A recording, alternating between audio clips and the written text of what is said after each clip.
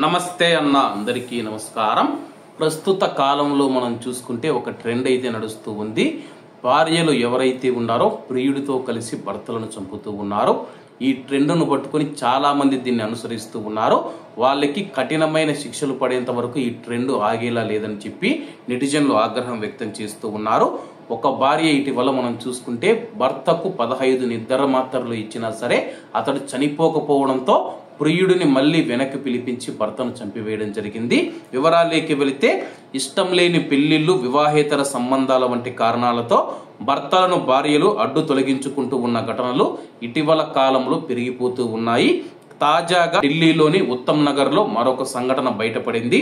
నగరానికి చెందిన సుస్మిత తన భర్త కరణ్ దేవ్ 36 సంవత్సరాలు విద్యుత్ షాక్ కు గురైనట్లు ఈ నెల 13వ తేదీన ఆసుపత్రికి తీసుకువచ్చింది.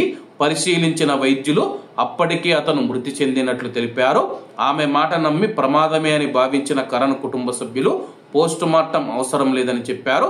కానీ ఈ కేసులో సుస్మిత కరణ్ కు వరసకు సోదరుడైన రాహుల్ 24 సంవత్సరాలు అతని తీరుపైన అనుమానం వచ్చిన పోలీసులు పోస్ట్ మార్టం వైపు మొగ్గు చూపారు.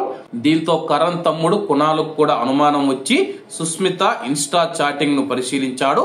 అందులో ఆమె రాహుల్ తో హత్యా ప్రణాళికకు సంబంధించి చర్చించిందన్నమాట. అతను గుర్తించి ఈ నెల 16న పోలీసులకు సమాచారం ఇచ్చాడు.